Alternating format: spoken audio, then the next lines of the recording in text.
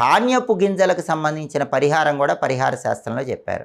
ఆ పరిహారం ఏంటంటే, ఏదైనా కష్టమైన పని మీద బయటికి వెళుతున్నారు, ఆ పని అవ్వటం కష్టం, ఆటంకాలు వస్తాయి అనుకున్నప్పుడు 7 ధాన్యం గింజలు అంటే 7 వడ్ల గింజలు కానీ 7 బియ్యం గింజలు కానీ తీసుకొని గుమ్మం బయట మెయిన్ ఎంట్రన్స్ బయట ఎడం వైపు ఉంచి, ఆ తర్వాత వెళుతూ మీరు బయటికి వెళ్ళినప్పుడు వచ్చే మొట్టమొదటి ఆలయం ఏదైతే ఉంటుందో ఆ టెంపుల్, ఆ ఆలయంలోకి వెళ్ళి దర్శనం చేసుకొని వెళ్ళండి. ఖచ్చితంగా మీ పని సులభంగా పూర్తయిపోతుంది. అలాగే పని మీద బయటికి వెళ్ళేటప్పుడు రాళ్ల ఉప్పు కొద్దిగా గుమ్మం ముందు చల్లి మీరు వెళితే చాలా మంచిది.